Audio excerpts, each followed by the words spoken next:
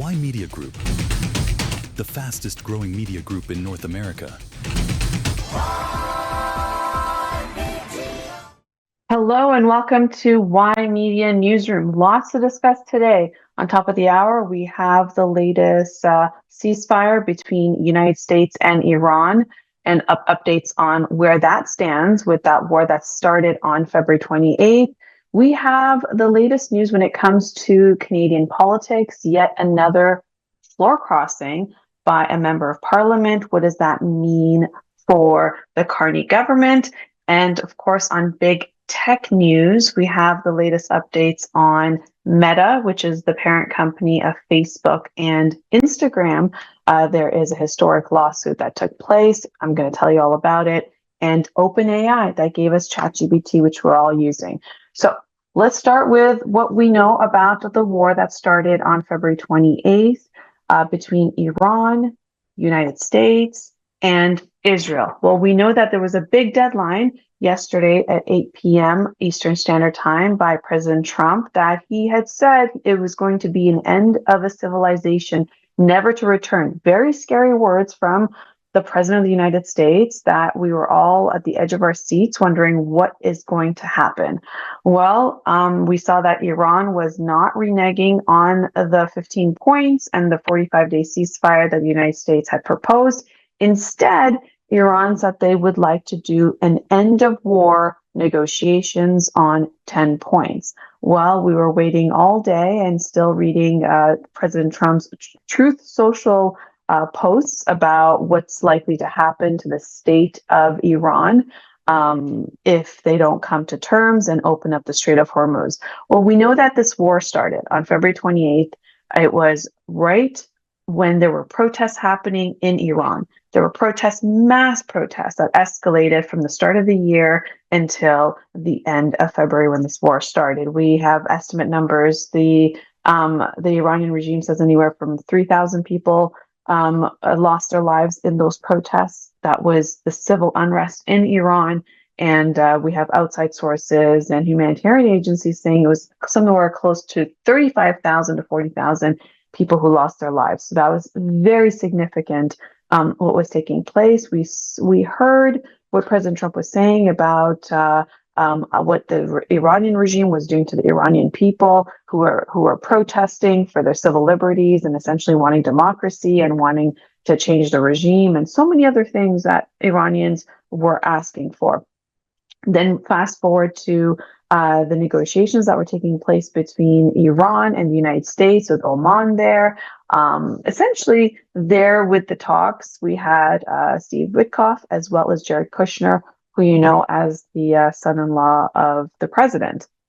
And there was lots of reports that they were going to reach a deal. And shortly after, 2 days after, on February 28th, we had the bombings that took place from Israel as well as the United States, hitting Iran, killing the Ayatollah Khamenei, as well as the top regime leaders, all gone in one shot. What did that mean for the protesters of Iran who were hoping to get a regime change? It was good news to start with, actually shocking news that this actually happened. 47 years that Iran has been under this regime. And then shortly after, they saw that there was a bombing of the all-girls school and then infrastructure and civilian infrastructure.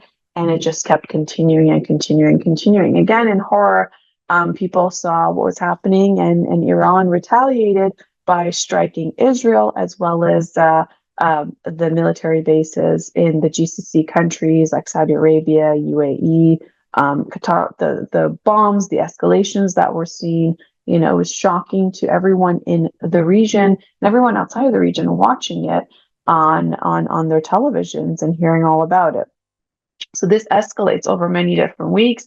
Iran, what they do is they have a choking point of the Strait of Hormuz, which essentially did not belong to Iran. It's just a passageway for the countries, the GCC countries, to export their oil to other countries that need it, like China, 40%, Japan, 75%, India, 60%. We're talking about fertilizer as well, which is key for Africa and some of those South Asian countries.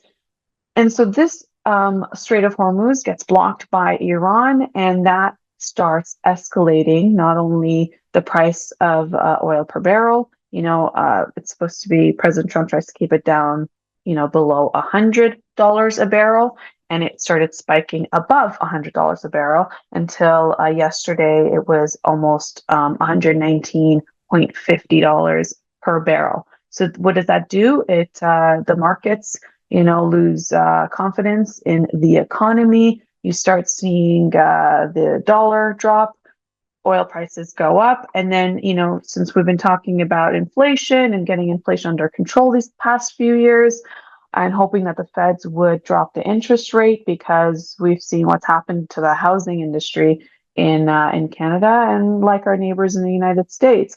And then, of course, then there's talks that there might not be interest rate drops because the dollar is falling in valuation because oil is going up. So having a domino effect, and of course, having the regional countries in that area having to ration for their oil, having to ration for what their natural supplies are. So 38 days go by, and now we're talking about what could be famine, no fertilizer, some of those exports that are key not going to where it needs to go. And then you have infrastructure being hit, when it comes to the port for Saudi Arabia and certain key places.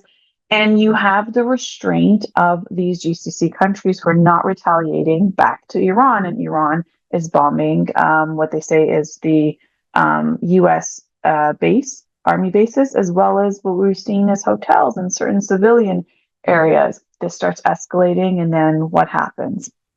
We have President Trump talk about, a 5-day deadline, then a 2-week deadline, then another 2-week. Well, it was Easter Sunday. Easter, as you know, is a very holy time in the Christian faith. There's about 2 billion, a little bit over 2 billion Christians around the world. That includes all the different denominations, as well as Catholicism, celebrating Easter right after Good Friday. Good Friday is the crucifixion of Jesus Christ. Easter is the resurrection of Jesus Christ. It's a very big deal, more specifically also in the Western world, which are Christian countries. And that also means United States as the foundation of the country. And so President Trump goes on to Truth Social, which he owns, and he drops the F-bomb and, swears in that. And that sends shockwaves, because no one's ever seen a sitting president talk this way. The commander-in-chief of the world's biggest economy, the world's biggest superpower, never ever seen before, never seen with what you would call other dictators, such as, North Korea's, or even the likes of Putin ever talking this way. So this was shock, complete, utter shock that the president would use that language, and more specifically in writing, on one of the holiest weekends in the Christian faith, as well as it was a holy weekend in Israel for Passover. And the level of words that he used about ending a civilization never to be seen before, all of that continued until Monday and Tuesday. So we all held our breaths to see this deadline at 8 p.m. What does this mean? Iran is not backing down. U.S. is not backing down. And about 90 minutes before the deadline, well, there was an agreement. We knew that Pakistan is working between all of the regional partners and had open discussions with Iran, has open access to President Trump. And then, of course, its key allies, such as China and Saudi Arabia, really wanting to resolve this conflict as soon as possible.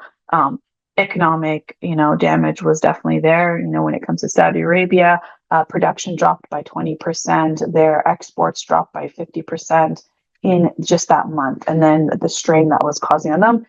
China, that's relying 40% of its oil from that region, from the Strait of Hormuz, is having a difficult time. And we know China is a manufacturing country and needs to have the output of goods, and they need the cheap energy to do it. So 90 minutes before the deadline, well, we hear that President Trump, again, goes on Truth Social saying that, they've agreed to the ceasefire, and they're looking at the 10 points raised by the Iranians.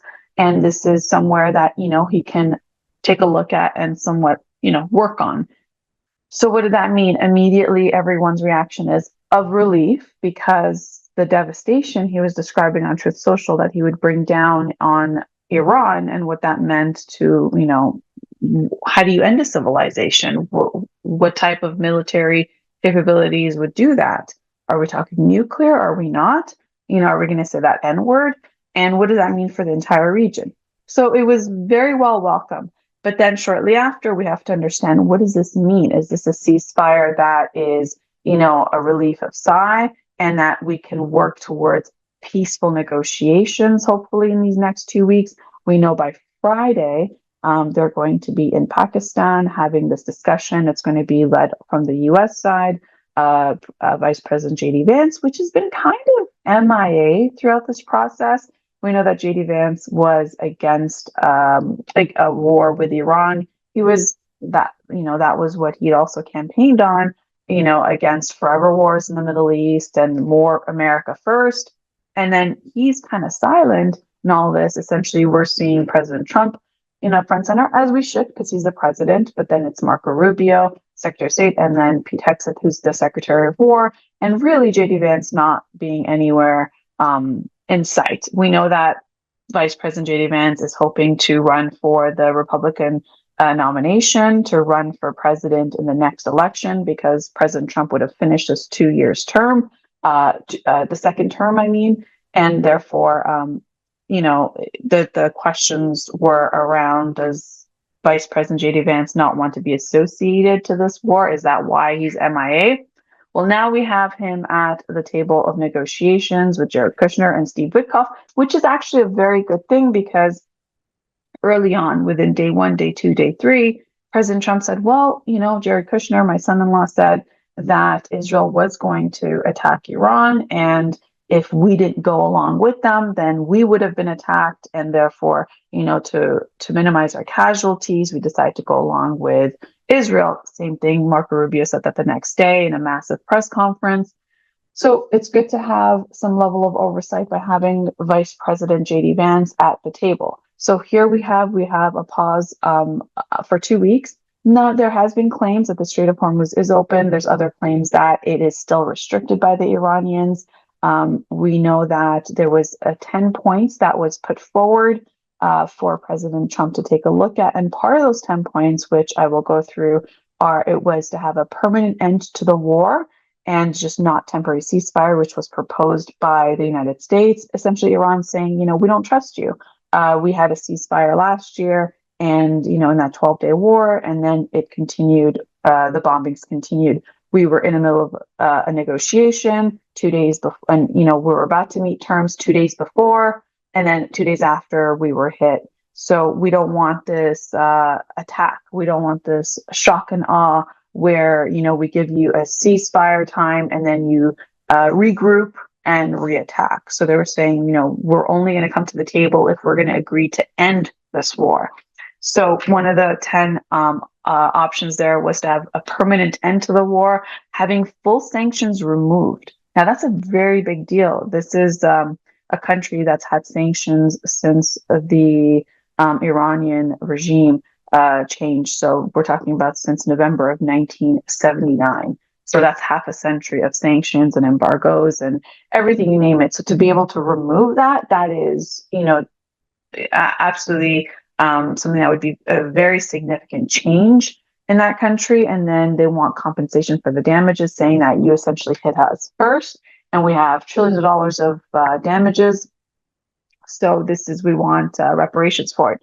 And if you saw yesterday, before the deadline of the 8 p.m. deadline by President Trump, when he said he's going to hit bridges, infrastructures, power plants, and when the Iranian people, those people who were there with flags circling their power plants and standing on bridges, I mean, those were those videos that came out, those pictures that came out, they're very powerful.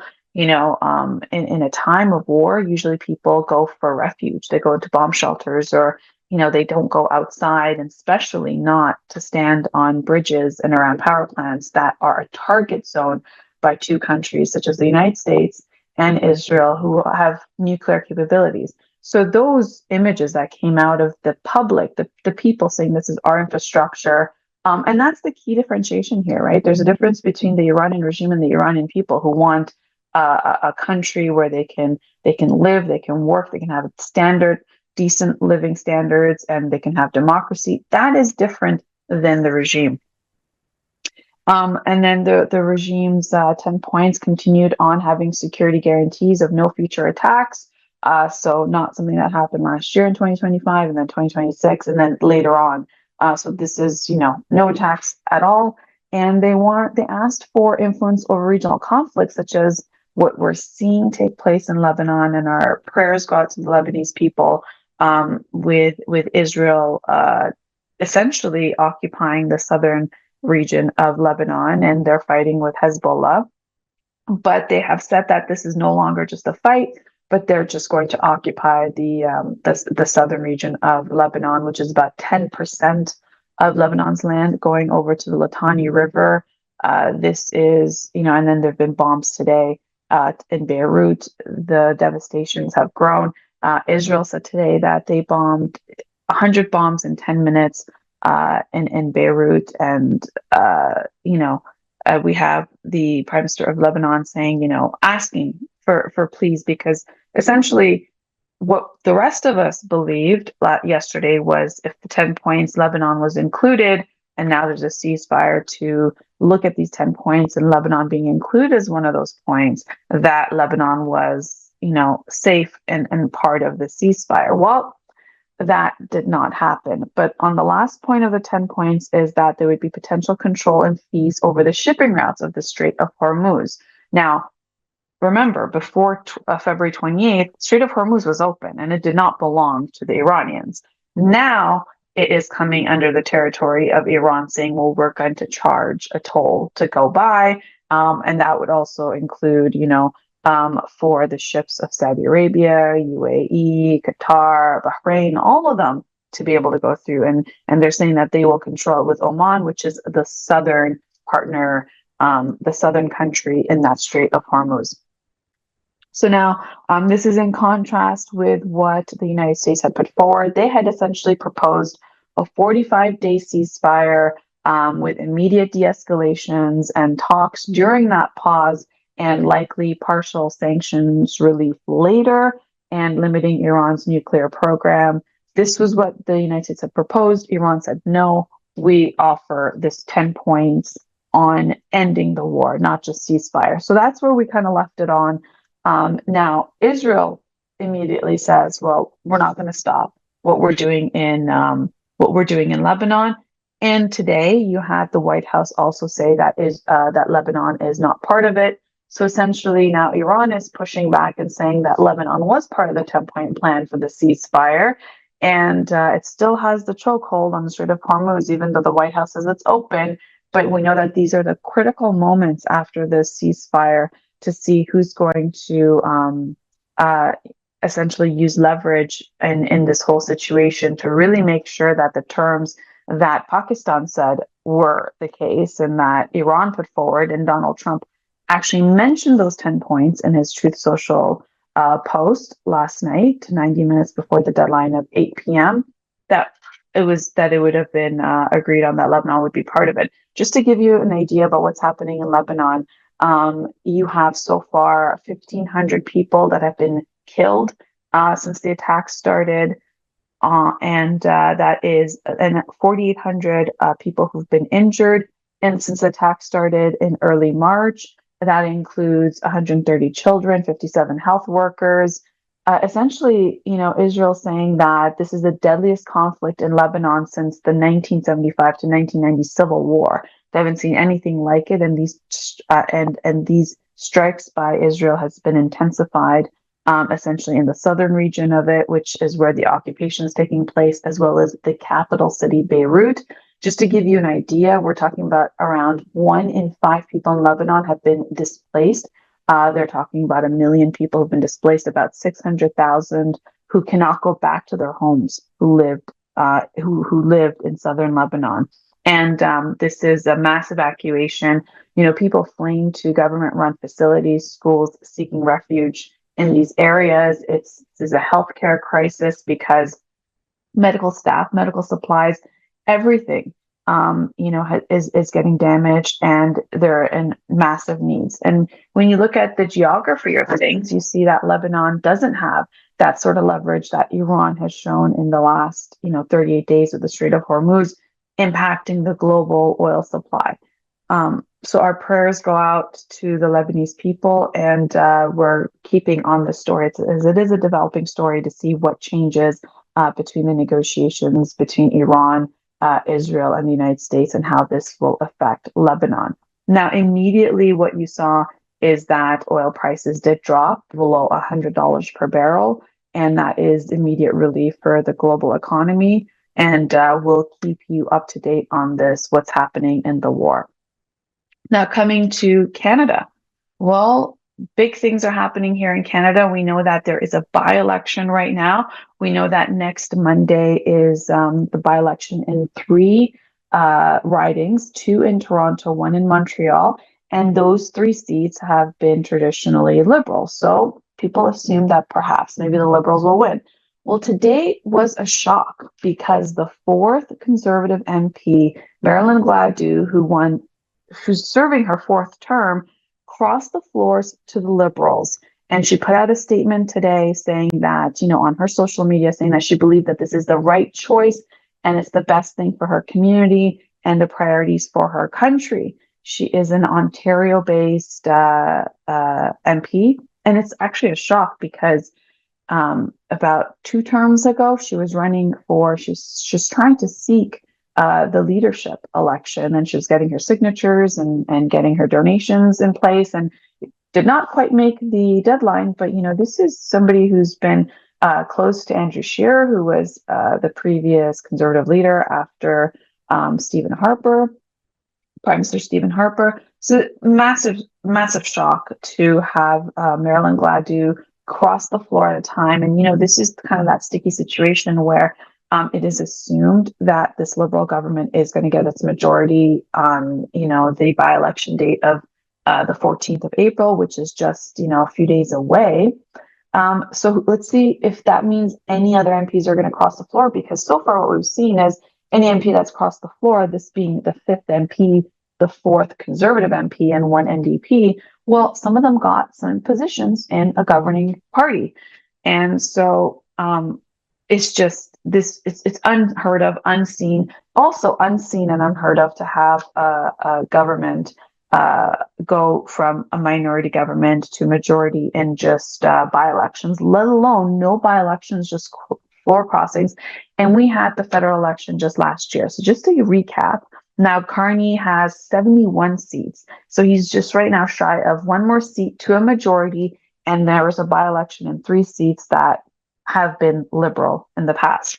So he could go up to 174 seats, which gives him, over majority status and safe to be able to push through the agenda he has without having to rely on the NDP or the Greens for that matter. Just to recap, who crossed the floor in this past little while? Since last year, we had an election early last year. Since then, the first MP that crossed the floor was Chris Audermont. He is in his 3rd term, and he is now riding in Nova Scotia. And he was the first one to cross the floor, which was absolutely shocking, which, usually doesn't happen. Usually you don't really get many Conservatives crossing over to the Liberals. It happened once before. And that was Belinda Starnark. If you remember, she had run for leadership against Stephen Harper, and she lost, and then she crossed the floor. So since then, it hasn't happened. And so when it was asked, when he first crossed the floor from the MP, they asked him, what was his reason? He, went into the media and he said, well, he had internal frustrations with Conservative leader Pierre Poilievre. And he even said that he felt that the culture is a little bit different in the party, calling it a frat house and not serious for governance were his terms. And also saying that he's aligned more with Mark Carney's centrist economic approach, which really has been attracting all of the MPs and voters who are in the center. for fiscally conservative and what you would call like perhaps red Tories, right? Who on social causes they're fairly liberal, and on the economy they're very conservative because they like to have a strong economy. Then the second one was Michael Ma. This is a first-term MP who just won last year in Markham Unionville. And what was significant, about Michael Ma was that he was essentially trying to run in a Don Valley seat in Toronto. And then he got acclaimed for Markham Unionville, which was traditionally a safe riding under Bob Soroya, who held it for 2 terms. And then it went to Liberal for just 1 term. And then immediately Michael Ma was placed there. And, and I have to tell you that conservative EDA had significant funding that was there. He got placed there right before the election, and he won. Very few seats that were won in the GTA, more specifically the 905.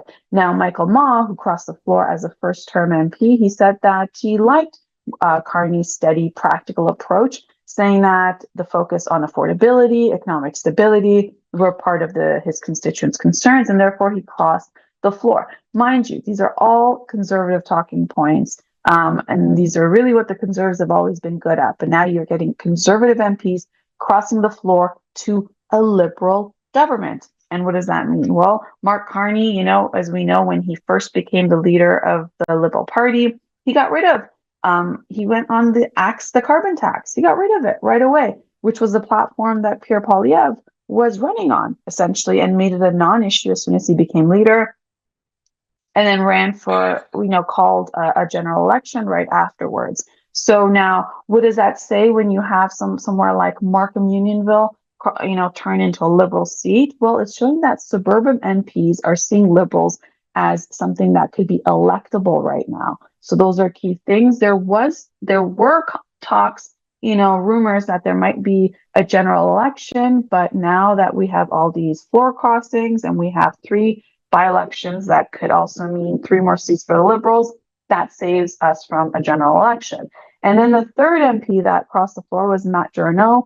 He is a 4th-term MP in Alberta, and he said that he was influenced by Mark Carney's global economic positioning in Davos, his speech that got him a lot of recognition, and saying that that crossing the floor. And we know that Alberta is a conservative heartland, and to have a conservative MP and the heartland of the Conservatives in Alberta to cross the floor and become a Liberal, well, he was given the role of advising on economics and security partnerships. So that sent out a message to any of the MPs that need to cross the floor that, hey, you will be in the governing party and yet you might get a position. So there you go. And then the 4th MP that crossed the floor was Laurie Idlout. She is the MP in all of Nunavut, and she was an NDP MP. And she said essentially she crossed the floor because she wanted to strengthen the Liberals in the region and have representation. And essentially for her would be her being in the government for what could be done for Nunavut is what she said. So now what is happening? We're seeing that Prime Minister Mark Carney is pulling from the left, not just Conservatives. He did, not just because by getting the NDP, he's pulling from the center right, which is where some of those conservative MPs are saying that that's what they agree with him on. And so, with just now 1 more seat left to go, which could mean full control, and then it puts him in a place of power until the next general election, which will be in 3 years' time. So this is a serious matter. More specifically, for Conservative leader Pierre Poilievre. Why is that? Well, you gotta look at this. He had a 26-point lead on the Liberals before that election last year. Yes, mostly over Prime Minister Trudeau, who was becoming very unpopular. He had Krista Freeland. She stepped out of his caucus, and that started a whole thing in terms of his MPs turning on him. Well, Prime Minister Justin Trudeau steps aside. It triggers a leadership race. Krista Freeland puts her name in because she believes that, hey, I served the role long enough. It's my turn. Mark Carney comes in. Mark Carney was known by name, but he wasn't a politician. He was the governor of Bank of Canada, Bank of England, but not a politician.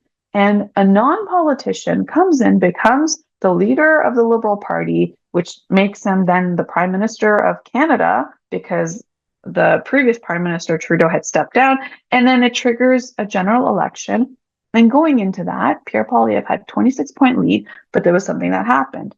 The carbon tax was no longer an issue. There was President Trump who'd just been elected and talking about tariffs on Canada when it comes to the auto sector, steel, lumber, everything else.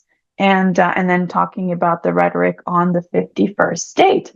So now having Prime Minister Mark Carney go over to the White House, being well received by what appeared from, at the time, by President Trump, and then slowing down on the rhetoric of the 51st state. Well, that was all very important for Mark Carney in terms of his numbers. We saw that during that election, anytime Mark Carney talked about, his positioning with the United States and tariffs and trade, his numbers went up. And that is really what drowned Pierre Poilievre's talking points, what he was running on for the past 2 years. But then the question remains, on his watch with 26-point lead, he, got more seats. Yeah, he got more seats, and in key places like the GTA and the 905s, which is the York region and that entire 905 belt.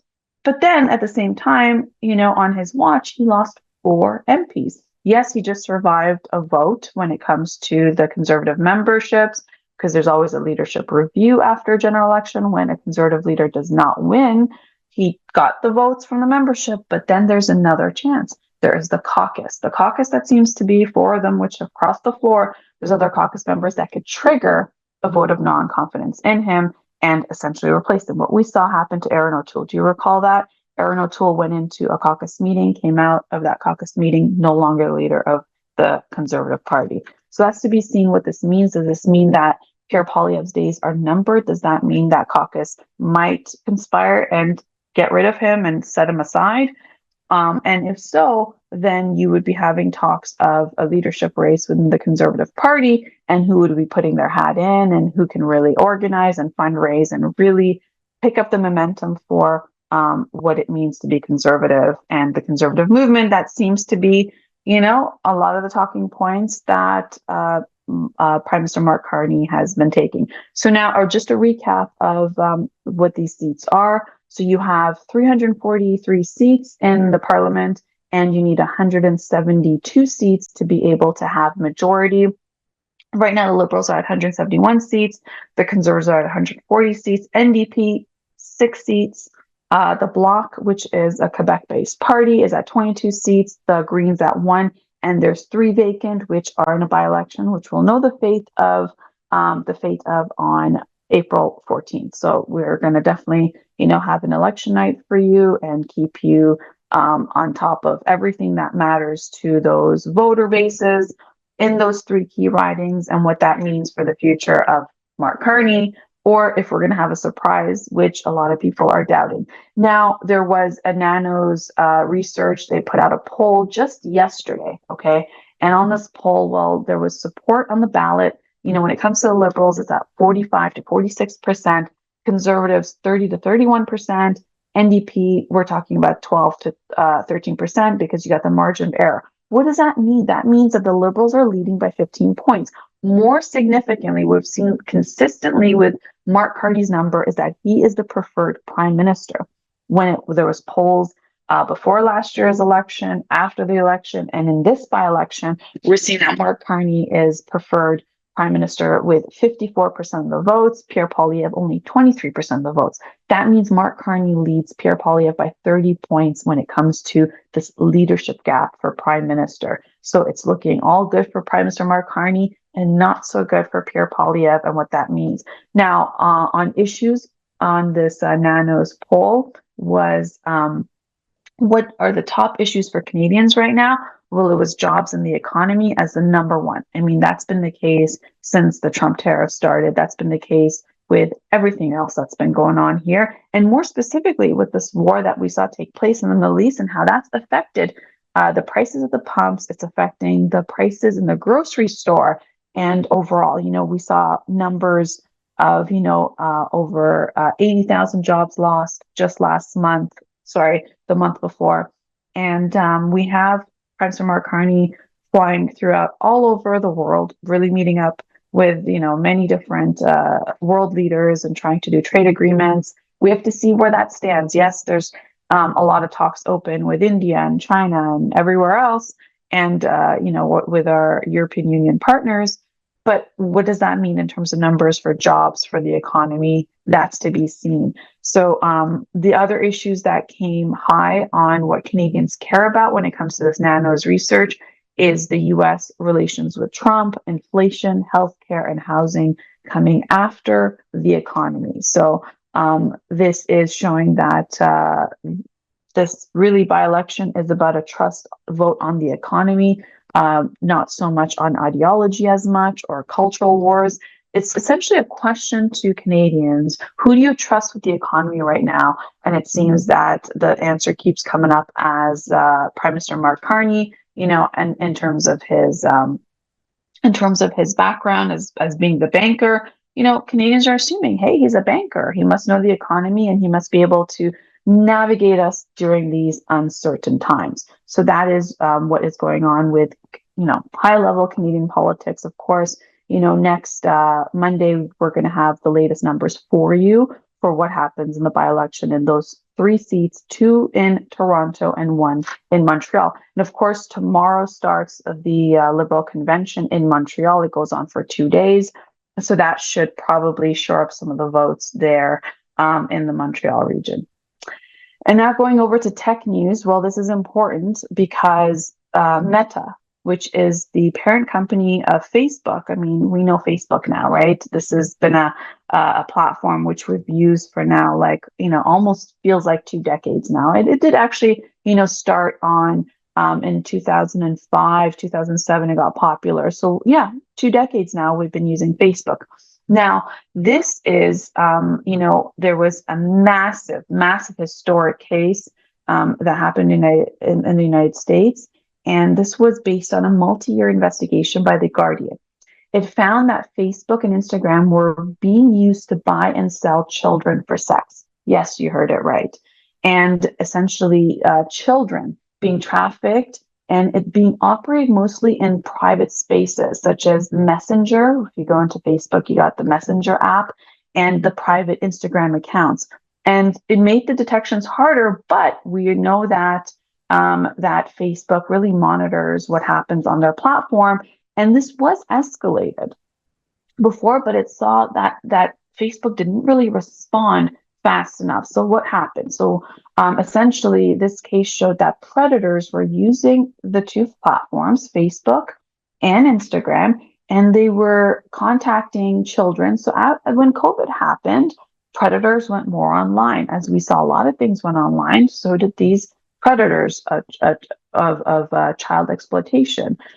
So they go on the platform and they find children and they start contacting them, grooming them, and then eventually grooming them enough to position them to negotiate prices on them, logistics, and essentially traffic these children, right? And sharing the victims' images, and they featured on Instagram stories. There's some of the cases that were brought forth in this entire massive case with Meta. Now, it also showed that Meta never flagged or stopped any of this stuff that was happening, these transactions, these communications. We know a lot of people got deplatformed, right? I mean, the reason that President Trump has Truth Social is because he was deplatformed from Twitter, right? We know a lot of figures have been deplatformed when it comes to them being stopped monetizing on YouTube, on Twitter, which is now X, previously to it being X and bought by Elon Musk. Same thing with when it comes to Meta, Facebook. We had, prior to the general election in the United States in 2024, Mark Zuckerberg, who is the CEO of Meta, came forward and said, yeah, during the presidential election in the last term, we actually helped the Democrats significantly. And we, kind of depressed the story of the Hunter Biden laptop story and all those things. Mark Zuckerberg came out and said he felt that he, was pressured by the Democratic Party. So goes to show how much control they have over certain stories that they push out, certain things that they suppress, and yet they're being flagged for trafficking content of minors, and they were slow to react and did not react. And so this was a harmful content that was rarely removed quickly. And critics of Meta have also said that the rules of escalating cases to law enforcement were too narrow. So when it was detected, it was not escalated to law enforcement to react to it. And so what were the real world consequences? So this case was based around a 15-year-old girl. Okay. This was reported that this 15-year-old girl was groomed, exploited through Instagram, and then was trafficked. And traffickers made contact with her, and then it was negotiated by those predators that had groomed her online. And those communications were private, but that was where the abuse and arrangements were being coordinated in those chats. And then also this Instagram stories of promoting her to get the eyeballs. So using the Instagram stories, get the eyeballs on these victims, and then move over to private chat to be able to negotiate prices and logistics on these victims. So this entire recruitment process was happening online, and the situation was escalated over time. But actually what ended up happening is that it wasn't escalated in a matter of Facebook interfering and shutting down those accounts. What they do when they shut down accounts, when they deplatform, it was not doing that. So her story became central example in this investigation into the Meta platforms for Instagram and Facebook. And it's also shown a warning where, why did it miss, or why did it not react fast enough when you have minors who are in a position of danger, and how it allowed their platform to be used for trafficking. And instead of stopping it, just essentially allowing it. And so what happened to this 15-year-old girl, she ended up losing her life because of it. And this is the tragic story of what we're seeing happen on these platforms where people have access and for not good reasons. So now the implication has been, this is a landmark US court case, and now Meta has been ordered to pay $775 million for failing to protect children. And the case is marked as the first major jury trial holding Meta accountable for child exploitation on its platform. So far, Meta has gotten away with so many different things when it comes to, misusing the information of its users, privacy, everything else. And now you have this major thing. So now we have the American court systems holding them accountable. So this is a massive thing to be able to, as a judgment on big tech. So now moving on to what we know as OpenAI. Well, OpenAI gave us ChatGPT. And I think most people now know what ChatGPT is, and whether they use it every day or sometimes or all the time. Well, we know that it has changed the way we communicate. It's changed the way we do our searches online. Before we do a Google search, now we do a ChatGPT search when we want to find certain content, when we want to find, other things. And now we know that ChatGPT has made the changes to remember the history, so it's able to pull from websites, it's able to carry on a conversation with you, trigger point in terms of what to escalate, and all of that. It's becoming more of a two-way type of a communication, keeping the conversation going a lot longer. Now, why is this important? What's happening? Elon Musk has created a lawsuit against OpenAI, which is the company that owns ChatGPT as a product. He's seeking $134 billion in damages from OpenAI and Microsoft. Now you're wondering, why would Elon Musk be doing that? Okay, well, Musk was an early investor in OpenAI going back all the way to 2015. Essentially, when OpenAI started in 2015, it was supposed to be a nonprofit and co-funded and invested early on by Elon Musk. What ended up happening is that it started changing its structure for a for-profit structure, attracting billions of dollars of investments through Microsoft. And then there was the mass launch that happened with ChatGPT. And now, if you wanted to have unlimited hits in terms of using ChatGPT, well, you're going to pay that $20 subscription fee. And so this entire monetization is what Elon Musk is going after. But he's also saying, hey, the damages, that $124 billion in damages, put that towards the nonprofit arm of OpenAI. But he has two things that he wants to do. He wants to make sure that Sam Altman, who's the CEO of OpenAI, be removed from leadership, as well as Greg Brockman to give up any financial gains from this for-profit structure. We know that since OpenAI brought up ChatGPT, we know developers have used it. We know it's changed the face of when it comes to AI calls, AI solutions, apps, and everything else. Has changed the way we do work. So this is very historic in terms of this lawsuit. Of course, we're going to see what that means for the future of OpenAI and what Elon Musk strives to do. That's all the time we have for today in the Ymedia newsroom. I'm Ramona Singh. Until tomorrow, take care and be well. Ymedia Group, the fastest growing media group in North America.